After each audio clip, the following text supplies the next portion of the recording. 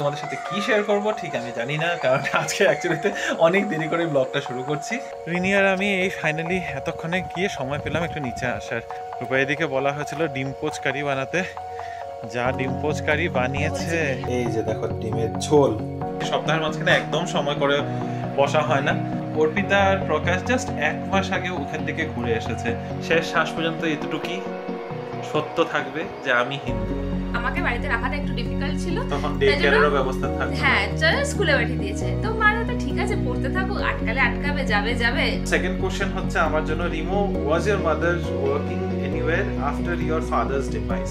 বাবা মারা গেছে 96 এ, তখন আমরা দুই ভাই খুব ছোট, আমি 7 বছর, ভাই তখন জাস্ট মোটে 3 বছর। কোনোদিনও ভাবিনি যে আমাদেরকে কি কেউ ভালোবাসবে, আমাদের জন্য কি কেউ কমেন্ট করবে।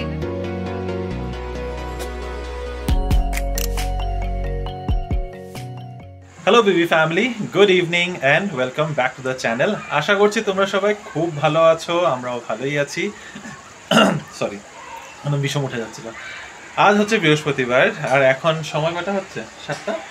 7টা হয়ে গেছে হবে। এখন বাজে বিকেল 7টা। দুজনে অফিসে থেকে বাড়ি ফিরে এসেছি। বাড়িতে এসে এখন চা খাচ্ছি, ব্যালকনিতে দাঁড়িয়ে রয়েছি, পিছনে ব্যাকগ্রাউন্ড দেখেই বুঝতে পারবে। আর আমাদের রূপাদিদিও এসেছে। রূপাদিদি রান্না করছে আপাতত। আজকে রান্নাতে কি আছে জানো? ডিমের ঝোল আর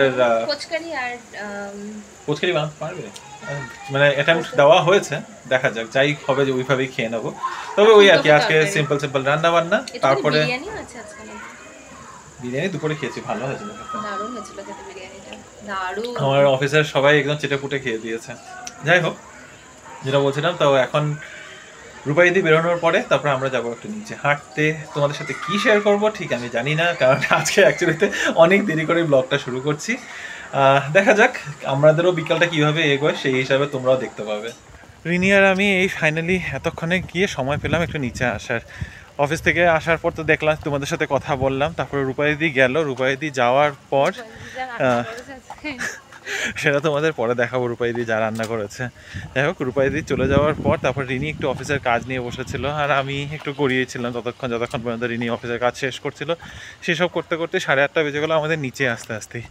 তো এখন ওই সেই আমাদের ডেলি ওয়াক, একটু হাঁটাচলা করি, গার্ডেনে ঘুরপাক লাগিয়ে তারপরে যাব বাড়িতে গিয়ে ডিনার করা ছাড়া আর কোনো কাজ নেই আজকেও।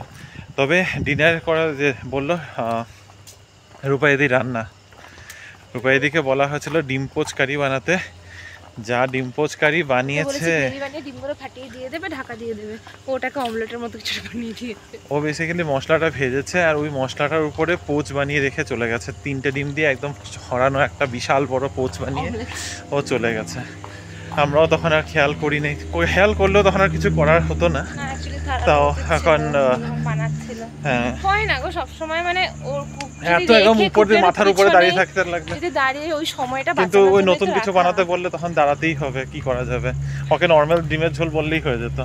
একটু ক্যাতমারা কথা বলে ফেলেছি আমরা যে হ্যাঁ স্পেশাল কিছু বানাও, এমনই স্পেশাল আরে মানে ডিমের ঝোলটা একটু অন্যরকম ভাবে।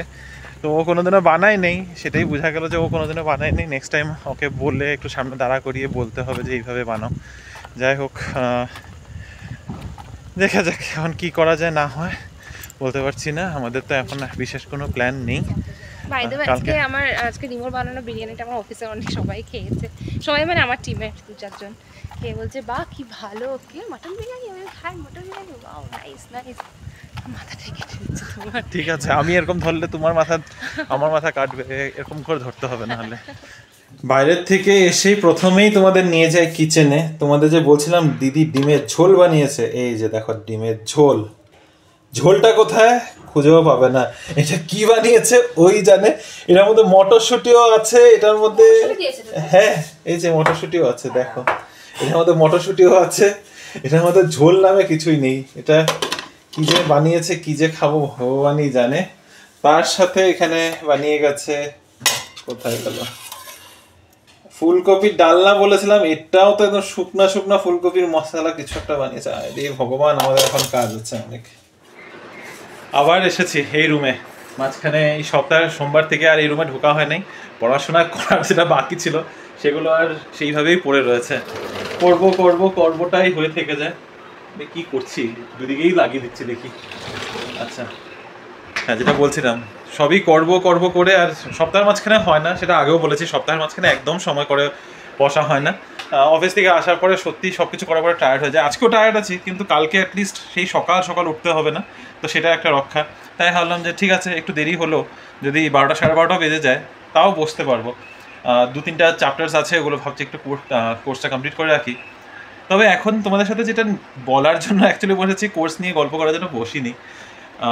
বসেছি হলো সেই কাশ্মীরের অ্যাট্যাকটা নিয়ে কিছু বলতে, পেহেলগামের অ্যাট্যাকটা নিয়ে বলতে।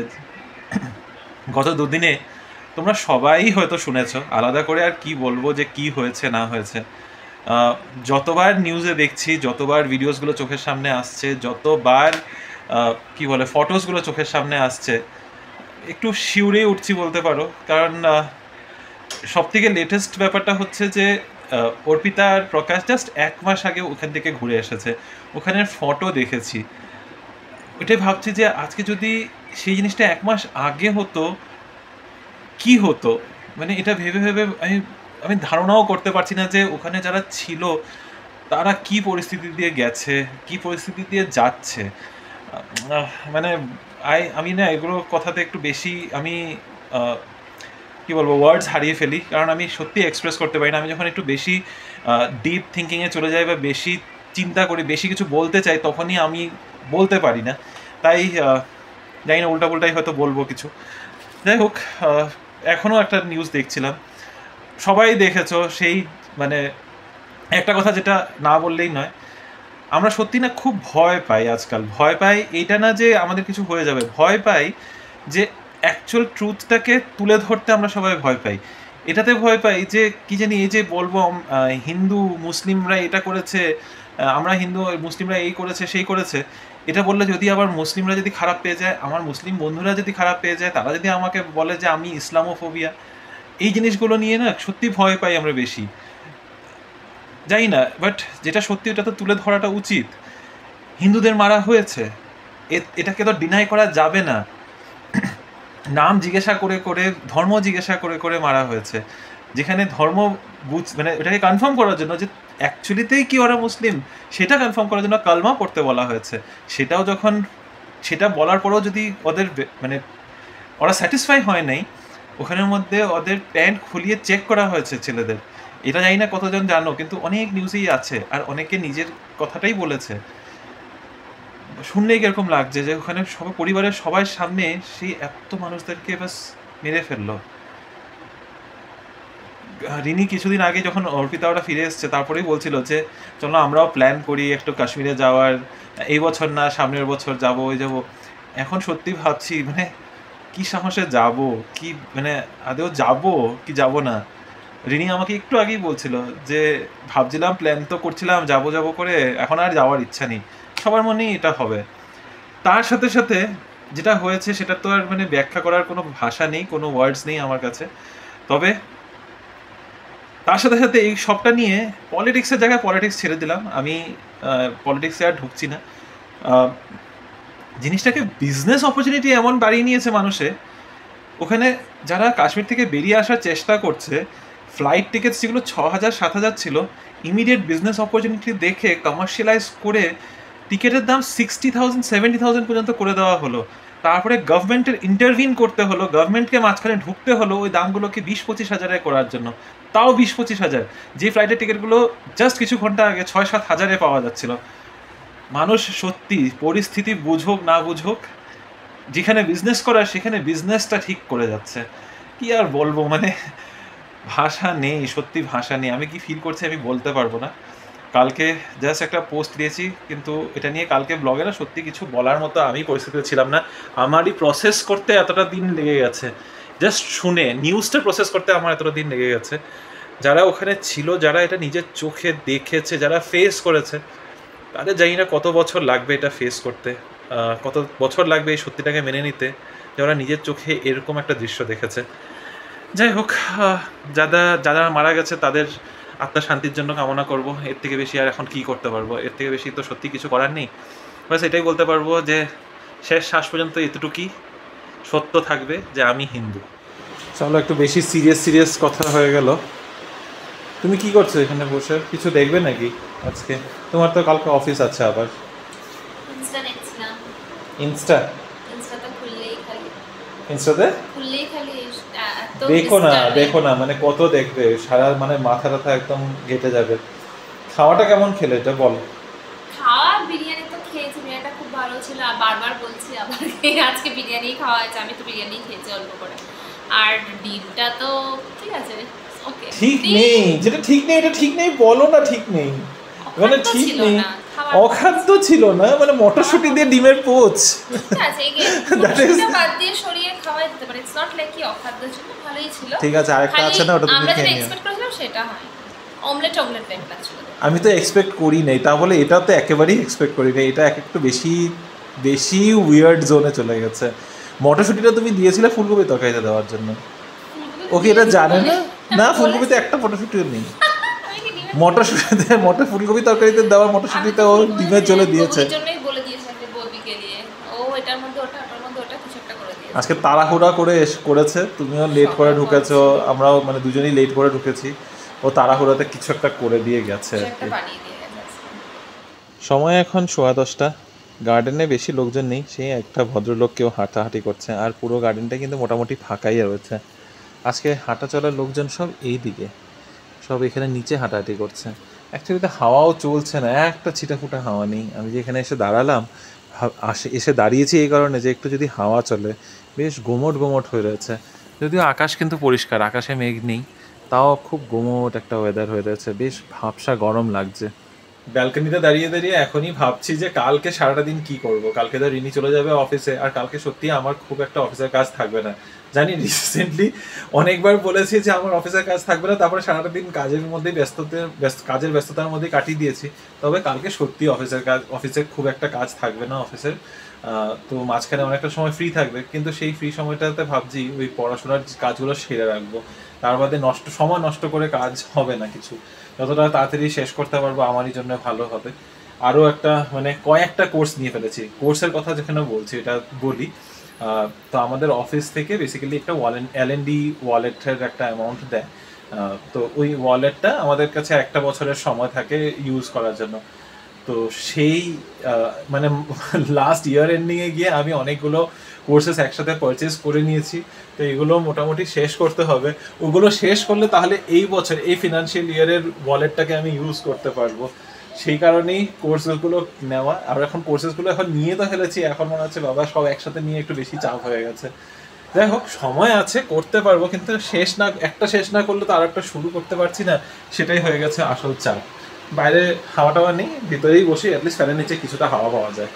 আবার বসে গেছি সেই তোমাদের কমেন্টসের উত্তরগুলো দেওয়ার জন্য। বসাটা কিন্তু তোমাদের যে কমেন্ট এসছে, যে তোমাদের এই ব্যাপারটা খুব ভালো লাগছে যে আমরা কমেন্ট পড়ছি, তোমরা অনেক রিলেট করতে পারছো। আর এটাও রিকোয়েস্ট এসছে যে রিসেন্ট কমেন্টগুলো যেন পড়ে দেওয়া হয়, অনেক দিন আগের হলে সেই ইন্টারেস্টটা থাকে না। সেটা আমরাও মনে করি, সেই কারণেই আমরা এটা শুরু করেছি, যে চেষ্টা করব যতটা পারি তোমাদেরকে মুখোমুখি উত্তরটা দিতে। কারণ অনেক সময় কমেন্টে লিখে উত্তর দিলে না এত ভালো করে বুঝিয়েও বলা যায় না।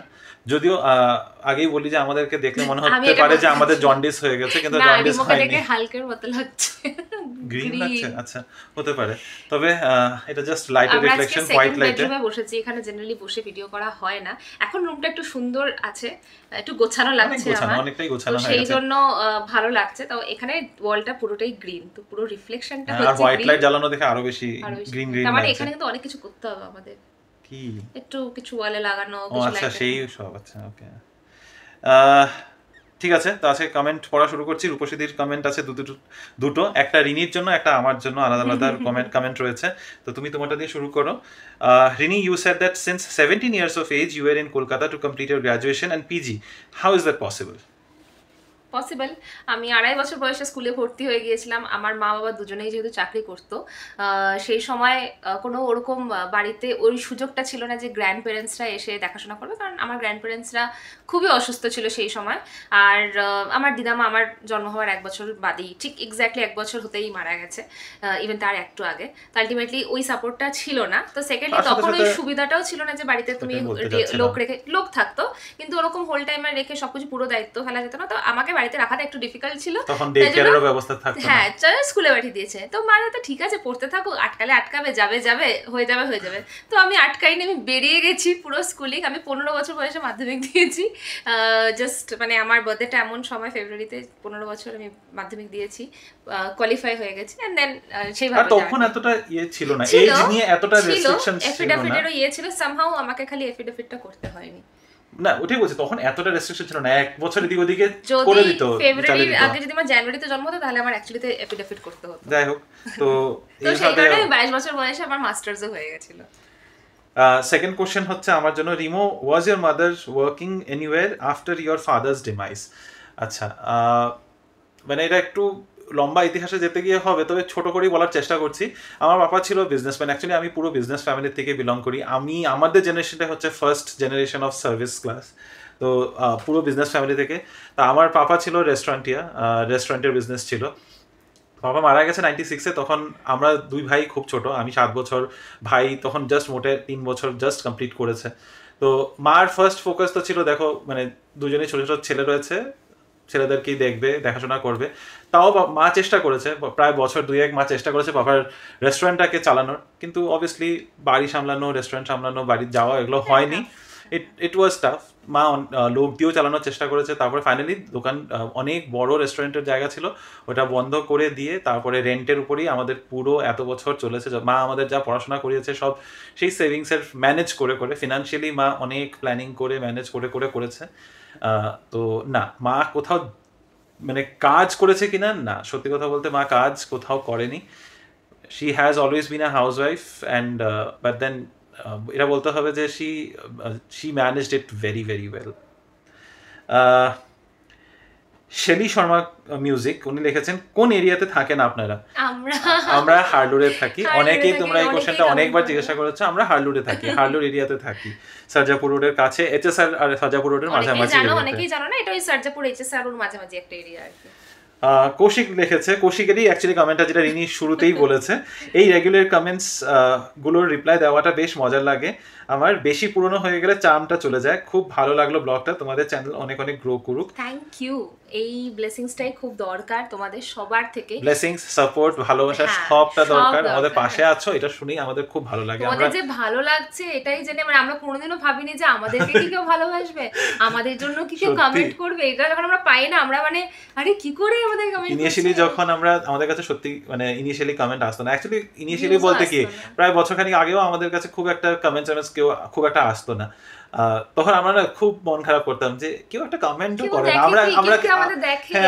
আমরা কি আদেও মানে কিছু ইয়ে করছি, কারোর সাথে কানেক্ট করতে পারছি। হ্যাঁ, আমরা তারপরে একটু মন খারাপ হতো, তারপরে ঠিক আছে, হবে কোনো একদিন হবে। সেই কোনো একদিনটা যখন আসে না, তখন সত্যি খুব ভালো লাগে। একটা কমেন্ট আমাদের কাছে এত খুশি দিয়ে দেয় আমাদেরকে। সবার কমেন্ট হয়তো সব সময় পড়ে শোনাতে পারি না, কারণ অনেক সময় অনেকগুলো কমেন্ট এসে পড়ে, কিন্তু চেষ্টা করি আমরা সব কমেন্টেরই রিপ্লাই দেওয়ার। সুদীপা চৌধুরী লিখেছে, থ্যাংক ইউ সো মাচ আমার কমেন্ট পড়ার জন্য, খুব ভালো। তারপরে আর কিছু নেই, মানে হয়তো এটা পোস্ট হয়ে গেছে, খেয়াল করে নেই। থ্যাংক ইউ সো মাচ, তোমার কমেন্টও খুব ভালো লাগে এবং তোমার সব সময় সব ব্লগে মোটামুটি কমেন্টস আমরা পাই, এভাবেই পাশে থেকো। শর্মিলি আন্টি লিখেছে, গুড জব রিমো, তুমি খুব সংস্কারী ছেলে, এগিয়ে যাও। সংস্কারী ছেলে। গুন্ডা? ও আচ্ছা, সংস্কারী গুন্ডা। আমি হচ্ছে সংস্কারী গুন্ডা কেন আমাকে জানি না। Thank you aunty. জানি না এটাতে সংস্কারের ব্যাপার আছে কিনা, জাস্ট বললে সেটা একটু বলো তো। আমি আরে এই যে রিটার্ন করে দেওয়ার কথাটা হয়তো ওই ব্লগেই কমেন্ট, তো দেখো এটা সংস্কারের ব্যাপার বলবো না, চেষ্টা করি যতটা, কারণ জিনিস হারিয়ে গেলে সত্যি তো সবার খারাপ লাগে। চেষ্টা করি, মানে চেষ্টা করেছি। এবার যদি না হতো, ওটাই কি হবে, অন্যটা নিয়ে আইফোনও নেই আমাকে, থাকলেও নিতাম না, এরকম বলো না, মানে নট দ্যাট আইফোন থাকলে আমরা রেখে দিতাম না, মানে কোনো বিয়ে নেই, এটা কারো শখের জিনিস, আর রেখে কি হবে। চেষ্টা করেছি, পেয়ে গেছে, এটাই ভালো। না কেন মানুষের জিনিস তার কাছে থাকুক। আর রূপসীদি একটা অনেক লম্বা একটা কমেন্ট করেছে, তো এই কমেন্টটা যদি আমি এখন পুরোটা পড়ি তো মানে অনেকটা সময় লেগে যাবে, আমি ছোট করে বলছি। তো রূপসীদির সাথেও এরকম একটা ইনসিডেন্ট হয়েছে, আমরা পড়েছি যদিও পুরোটা কমেন্ট, তোমরা কমেন্টটা পড়তে পারো। 2 মাস আগে রূপসীদির সাথেও সিমিলার একটা ইনসিডেন্ট হয়েছে, যেখানে রূপসীদি অটোতে একটা লোকের ডকুমেন্টস পেয়েছে, ডকুমেন্টসের ফাইল পেয়েছে, আর রূপসীদি made sure that she returned it.